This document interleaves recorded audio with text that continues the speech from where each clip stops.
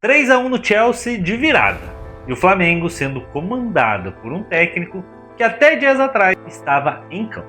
Filipe Luís, com menos de um ano como treinador profissional, foi para o Mundial e superou um dos times mais ricos da Europa. E o melhor de tudo, não jogou por uma bola, foi protagonista do jogo. Com inteligência tática, leitura de jogo e principalmente com muita coragem. Você quer entender como é que ele montou esse plano? Então fica até o fim do vídeo, que a tática vai começar agora. Desde que assumiu o Flamengo, Filipe sempre deixou claro: pode até mudar o adversário, mas jamais mudaremos a nossa identidade. E isso se refletiu na proposta de jogo contra o Chelsea. Um Flamengo ofensivo que gosta de ter a bola sem ser ingênuo.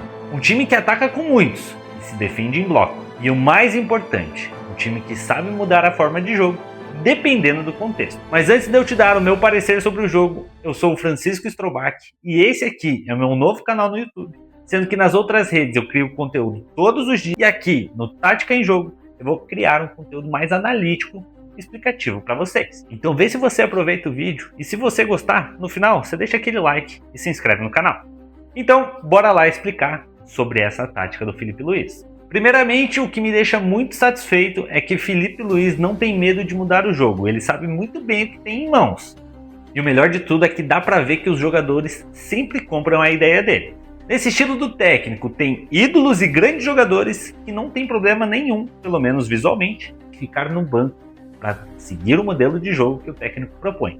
O sistema base do Filipe Luís no Flamengo é um 4-2-3-1 e é o que ele utiliza como base na maioria dos jogos. Diante do jogo do Chelsea, ele teve algumas mudanças. Por exemplo, Léo Ortiz, que foi muito bem no primeiro jogo, acabou sendo sacado para a entrada de Danilo. E não que o Léo Ortiz merecesse sair, mas o Danilo traz muita experiência e controle emocional dentro do jogo. Querendo ou não, isso faz uma diferença ali nos momentos chave do jogo, e Danilo, com toda a experiência que tem na Europa, sempre enfrentou jogadores de grande porte. Outra sacada nesse time foi a entrada de Wesley no lugar do Varela. Não quer dizer que o uruguaio tenha jogado mal no primeiro jogo, mas a questão é que ele estudou o time do Chelsea, mesmo sabendo que o Pedro Neto caía bastante ali em cima do lateral direito. Ele pensou muito mais na questão da profundidade, utilizando uma dupla, Gerson e Wesley, que sempre vem dando certo. Sobre a dupla de volantes, não tem nem como trocar alguém. Questão de Pulgar e Jorginho. Nessa ideia, o Jorginho gosta de ter essa saída inicial com bola, porém, o Pulgar é o cara que fica como base, deixando o Jorginho um pouquinho mais solto ali nesse meio campo. No trio de meio campos é o que ele tem de melhor no momento. Pela direita começa Gerson, que durante o jogo ele vai flutuando e vai ficando um pouquinho mais centralizado. Arrascaeta é o jogador com mais mobilidade, tanto para vir buscar essa bola no pé dos volantes, assim como ser o segundo atacante atrás do centroavante. E na esquerda, e que vem jogando muito bem e me surpreendendo, Luiz Araújo com uma intensidade absurda. E eu vou contar uma coisa para vocês, eu fiquei me perguntando durante o início do jogo e até comentei com os meus amigos no futebol dessa semana, como você tem Pedro BH e entra com Plata? Questão de qualidade, eu acredito que não tem como comparar. Os dois brasileiros são melhores que o equatoriano. Mas a ideia do Filipe Luís foi utilizar o equatoriano por uma questão de mais intensidade e mudança de posicionamento. Além da mobilidade no ataque que Plata oferece, ele ainda tem um volume maior nessa intensidade na pressão. Acredito eu que BH é aquele jogador que também tem grande intensidade, mas não faz o que o Plata faz. Filipe Luís viu o comportamento da defesa do Chelsea e dos volantes. A ideia dele era utilizar o Plata como um falso 9, saindo um pouquinho dessa referência, vindo puxar um pouquinho essa marcação dos zagueiros, abrindo assim espaço para Luiz Araújo e Arrascaeta.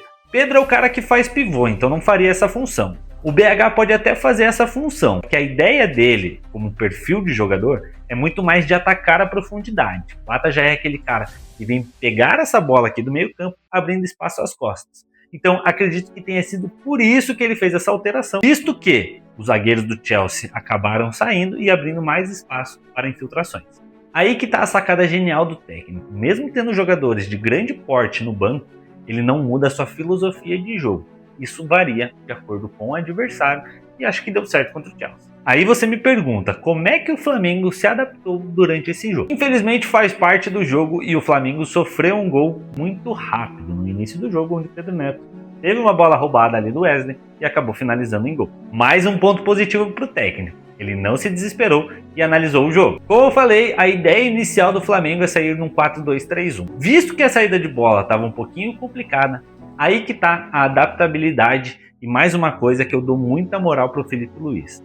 Ele recuou o Pulgar para a linha dos 3 zagueiros e adiantou os seus alas. Como primeiro volante ficou o Jorginho, que, cara, só fica carimbando a bola toda hora, dando os passes progressivos e fazendo o time do Flamengo jogar para frente. Foi uma sacada genial do Filipe Luís. Os laterais viraram alas e ficaram na mesma linha dos meio-campistas. Tudo isso ele congestionou, visto que o Chelsea tinha apenas 2 volantes, criou uma superioridade numérica no setor. Outra coisa que eu não sei se você viu foi a dobra de Gerson e Wesley em cima de Cucurella. O espanhol não sabia se marcava Gerson vindo no meio, deixando a profundidade para o Wesley atacar, ou se ele marcava o Wesley e deixava o meio vazio para o Gerson também carimbar os jogadores de meio. O Flamengo não estava num jogo de ficar acelerando a bola a todo momento, ele ficava tocando a bola atrás lentamente para tentar gerar um gatilho, fazendo com que o Chelsea gerasse essa pressão. Nesse momento em que o Chelsea gerava essa pressão, tinha mais espaço nesse meio campo. Foi aí que o jogo de xadrez começou. Aí você me pergunta, e as substituições que mudaram o jogo e o impacto disso no jogo? A substituição teve um sentido tático. Bruno Henrique entrou no lugar do Arrascaeta e na hora, novamente, assim como eu falei do ataque de BH e Pedro no banco, ele tirar o Arrascaeta, que é o cara mais organizador do time, teve um sentido tático. Não acho que o Plata deveria ter ficado em campo antes do Arrascaeta. Até me surpreendi com isso ali na substituição. Mas tinha todo um sentido. A ideia era fazer com que o Bruno Henrique revigorasse essa marcação alta que o Arrascaeta já não estava entregando mais e jogando nas costas do Reece James, formando uma dupla. Ele e Plata no ataque. E o Bruno Henrique é aquela coisa, ele entrega muita intensidade nesse último terço e é extremamente veloz. Ele abria espaço entre os zagueiros e aparecia como homem surpresa na área. O segundo tempo do Flamengo foi de domínio, pressão alta, posse e agressividade. Como eu falei, a substituição de Arrascaeta por Bruno Henrique gerou críticas da torcida no primeiro momento, mas o Felipe acertou na leitura. Pouco tempo depois da mudança, Bruno empatou o jogo após jogada com Plata e a virada veio em seguida. Escanteio, cabeceio de Bruno Henrique para o meio da área e finalização de Danilo. Se você parar para analisar o primeiro gol do Flamengo, tanto que essa mudança já foi muito eficaz. Bruno Henrique encaixotou essa pressão alta ali nos zagueiros, fazendo assim uma forçação onde o goleiro do Chelsea fez um lançamento que não precisava. No contra-ataque, o Flamengo conseguiu girar o escanteio e o resto é história. Mas o Chelsea jogou com a menos quando o Jackson foi expulso. É claro que esse jogo facilitou, mas o time já estava dominante antes disso e já vencia por 2-1. No final, 3-1 para o Flamengo. O treinador foi ousado e apostou no que ele acreditava que mudaria o jogo, a intensidade. Com as trocas, o Flamengo ganhou fôlego e presença ofensiva, tudo que ele precisava para furar a defesa do Chelsea. E Felipe na coletiva resumiu muito bem. O que mais me orgulha é que jogamos com coragem e cabeça. Mas eu vou dar uma opinião pessoal, e não que eu esteja desmerecendo os outros times brasileiros. Por exemplo, o Botafogo ganhou do PSG.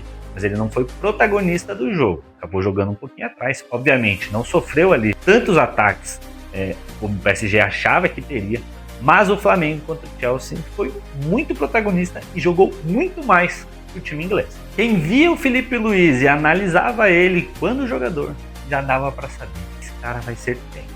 Enquanto jogava, parecia que já viu o jogo de sim. E agora, como treinador, ele mistura conceitos que aprendeu com Simeone, Jorge Jesus e outros técnicos. Time reativo quando precisa e ofensivo quando pode. Esse time com o Filipe Luís é muito flexível, mas ele tem uma identidade muito clara. E o Flamengo tem mais do que um ídolo no banco, ele tem um técnico que pensa e lê o jogo. Então eu quero dizer que essa vitória contra o Chelsea não é um acaso, ele já era uma construção de muito tempo. Assim como ele mostrou na Copa do Brasil e na Supercopa, o Flamengo venceu com muita autoridade. E agora, nesse Mundial que tem times gigantescos, o Felipe mostrou que ele está pronto para liderar. Então, se você curtiu esse vídeo, você já sabe o que tem que fazer. Comenta aqui o que você achou das variações táticas do Felipe, o que ele poderia ter feito de diferente e o que ele fez que deu certo, que eu não mostrei aqui nesse vídeo. E mais uma coisa, como eu tô começando aqui no YouTube, quero que vocês reajam, comentem e deem os seus pareceres. Então é isso, pessoal, hoje vamos fechando o primeiro vídeo do nosso canal, porque aqui tem muita tática em jogo. Então se você quer uma análise de algum técnico específico, de um time, de algum campeonato, manda aí nos comentários pra gente ter essa troca. E se você ficou aqui até agora, é porque você gostou desse tipo de conteúdo, e semana que vem tem mais. Tamo junto!